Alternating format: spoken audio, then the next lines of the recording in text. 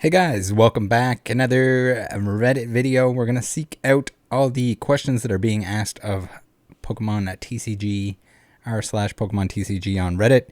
See if they're giving sound advice. See if the sound advice is making it to the top, and if it is hard to actually find it within the advice given. So starting off here, we have, this is a pretty common question. Are the Charizards real and worth to grade? So I think your primary concern is going to be whether they're real or not here. When people are new, typically they're also asking if they should grade things. Maybe want to hold off on that second part until you find out that it's actually real. Hopefully you didn't get ripped off on these because they are extremely fake. And my advice, get a jeweler's loop. But also, if you're questioning the authenticity of something, the first place to check is probably just look up an image of the real deal, whether it's a graded card or whatever. There are lots of, even Google image search what you should be looking at, and you'll be able to see that this is definitely not a real card. But yeah. So what do they say in the comments here? That Blainsard is one of the best fakes I've ever seen. I'd have to disagree. It's probably even worse in person. The font is just barely off a little bit, and aside from that, looks great. Both are fake, unfortunately, and some pretty well done fakes at that. The Charizard Gold Stars foil is wrong, though. They got the Charizard foil, which is somewhat correct, but they left out the foil. Isn't just one blanket across it. It's different. I don't even know how to read this. This person is...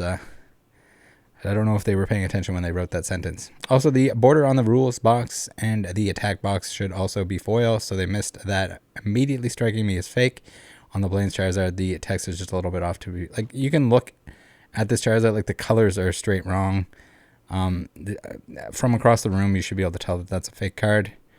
But again, if you're not familiar with it, you also have to be careful that it can be on a real cardstock.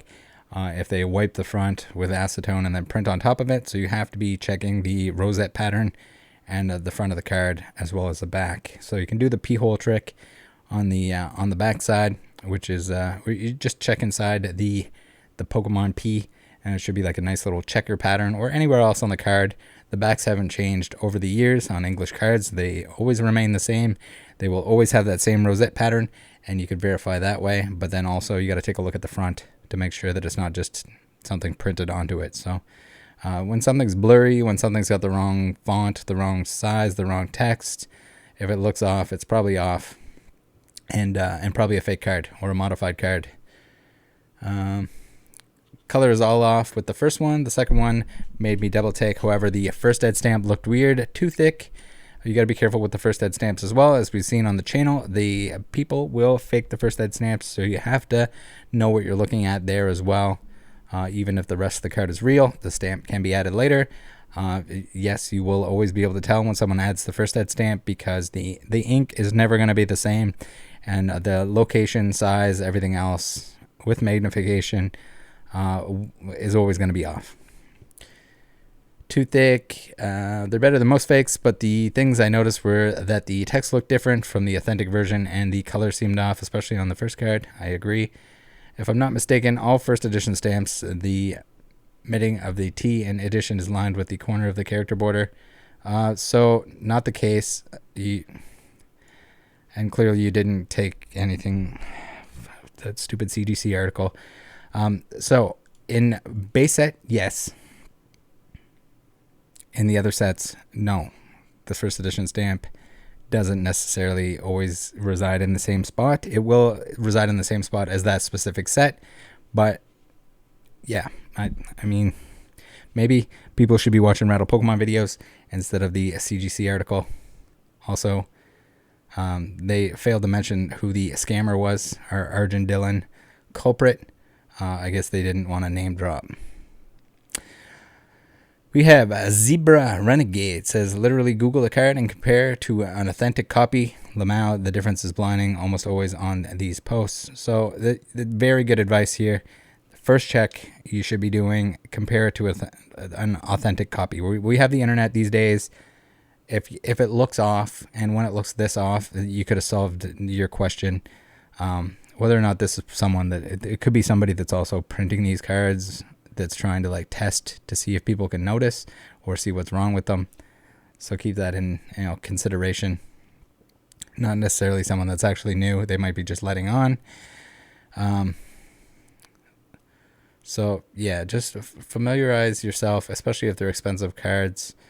Compare them.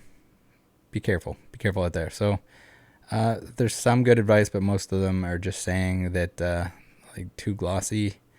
I don't know. I don't think glossy is the first thing that comes to mind, but you never know. All right, next up we have I just find a binder of vintage cards in my dad's garage. And then this comes along with like a story about how family members are sick, trying to sell them. Well, let's take a look at the video first. You can see the Squirtle is shadowless. The rest are just like base unlimited. So somebody's seeking value, but they also could be just like trying to potentially sell the stuff and looking for people to DM them with offers or whatever. So it's hard to say. Some of these people, I'm sure, that post this stuff or think that they have something good. It is noted in the comments section that they're being a little rough on the cards. You got to be careful. And along the bottom there, you can see that they're kind of pushing the cards up against the rings. This is where your binder dents come from, and all these cards on the inside edge are prone to that. And this is like a perfect example of what not to do with a 3-ring binder. Make sure that the page is going all the way up over top. So there's been many a Charizard that's been victim to that, but overall, there's some hollows in there.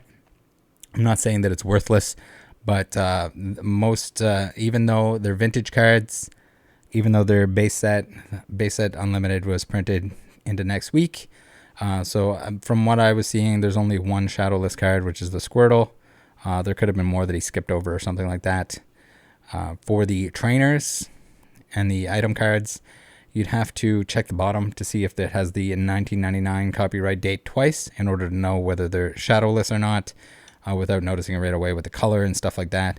Hard to tell exact condition. They look like they're in pretty good shape, but yeah. So typical, like, hey, it's usually either somebody baiting out a sale to someone that's going to put an offer on it, or another case, it might be just somebody that's too lazy to price out their own cards, or doesn't know how to price out their own cards. Where you can go on eBay, you can go on, if you want to cheat, you can go on TCG Player or Troll and Toad or something like that, and you can get some quick answers for what each of these cards are worth.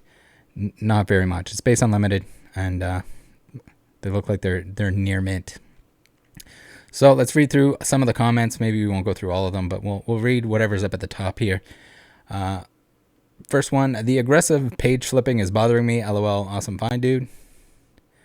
Samba says, with metal ring binders, make sure you pull the page over from one side to the other completely, or it can leave indents on the cards. I hope you understand what I mean. Exactly this. I think that's solid advice. I would take that shit back if I saw you flipping like that. Lamau, the flipping, top tier trolling. I call BS. So here's the OP. I don't even know where to start, guys. These were left by my grandma. She was the biggest tomboy, a lesbian you would have ever met. I miss her every day. She was a massive card collector, mostly sports and comics, but I just found this. She passed away about 12 years ago, but these have been boxed up for legit 18 years. When she got Alzheimer's in 2004, my dad is moving due to a cancer diagnosis and needing to be close to a big hospital. He currently lives in a small town. My dad could really use some money due to cancer treatments, and when I saw this, my eyes got wide open. I don't even know where to start on value, where to go, etc.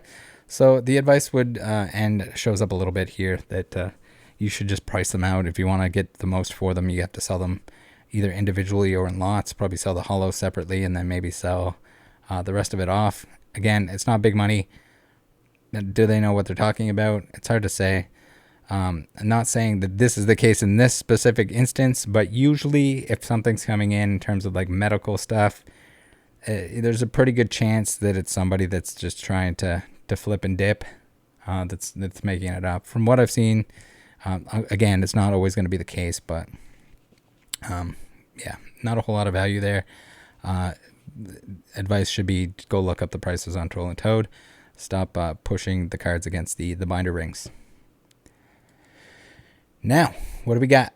This one here, it seems like the Luffy Energy knew what these were, but we have the have you seen these packs before? I'm almost 99% sure they're fakes. They're fakes, but damn scammer really putting in that work. So yeah, these are clearly fakes.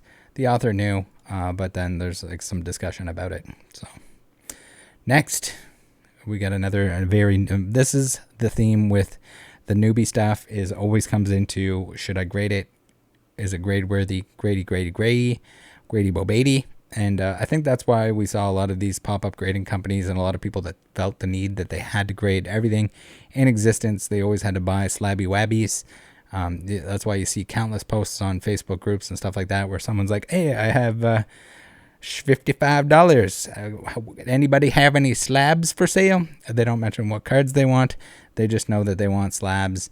There's this like weird obsession and I guess misconception that something in a piece of plastic is immediately automatically more valuable. It's not. So, opened my first ever Japanese booster box tonight on stream. Should I get it graded? Looks like it is very well centered. And again, the should I get it graded without any context, without a photo of the back, is just like, sure. Yeah, so here it is. It depends. There's no comment or anything to do with like what your intention, if you're selling it or if anything like that. So that's all stuff that needs to be taken into consideration. It might be a good candidate for that like $18 PSA tier that's open right now. But again, if you're not sending other stuff or if you're from somewhere other than the United States, maybe it's not worth it. Maybe the price of the card will come down and maybe you're better off just selling it as is. We can take a look at the condition a little bit. So it does look like it has a little bit of like white up around the edge. Again, we don't see the back of the card, so strictly based on like is it going to get a 10? Probably. But yeah, that could just be like the edge where the card is cut and it kind of pushes the front edge forward, which might not get docked. So it depends. Do you want it graded? Do you not want it graded? Could take a while for those $18 tier PSA boys to get back to you, but yeah, up to you. Again, we'd have to see the back to know if it's going to get a 10. There's a very good chance that it's probably going to get a 10 based on what I can see here, but we're also in a penny sleeve in a top loader. We got the mandatory cat hair on the top there. Now, last but not least, and then we'll call it a video. What do you guys do with this kind of stuff that comes in boxes? And the answer to that is really, well, the Burger King token Mabob gold card. Yeah, so there are people that collect this stuff. And I see in the comments here, there's a lot of people that are like putting magnets on the coins to put them on their fridge. Personally, that's not what I would do with them. It'd be kind of cool to see if someone made like one of those resin tables and had the coins all within it, like a bunch of different coins. I think that could make for a cool like desk or table or something like that in a collection room. But in general, you can get like the coin collection pamphlet, like I don't know, binder, I guess you would call it. And you can put them in there. They usually fit in those. The jumbo coins, I'm not quite sure if there's any that they must make them big enough that you can put those in there. But there are people that collect coins, and it could be that if you wanted to sell them off in like a giant lot, you probably could do that. You could consign them to like Troll and Toad. There's always people that are looking for specific ones. Like all of these are very readily available, and people probably don't want them. But with older stuff, or there's people that do collect. There's people that collect any and everything niche. So the pins, the coins, that kind of stuff. There's always going to be somebody looking for them. The ornament, the Christmas ornament Pikachu. I think I sold all of those separate when those came out. Again, I just didn't need the 11 or whatever Christmas ornaments, and people were happy to scoop those up. So there's always a market for it. It's not necessarily I just throw them out kind of thing. I'm still kind of keeping my eye out for a Mawile coin, but that's just to play. I'd like to have one in my deck box, but they're a little bit hard to find. So you never know. There might be somebody that wants some of these, and that's about it. That's pretty much everything niche. It's just like error cards, miscuts, crimps, and stuff like that. Even though it's not your thing, there's probably somebody out there that's looking for it, so might be worth holding on to them. All right, guys, thanks for tuning in. Hopefully this was mildly entertaining and or helpful. But yeah, it's always interesting to see what's popping up on Reddit, what kind of questions are happening, and seeing if our answers, what my answer would be, would line up with what people are actually saying.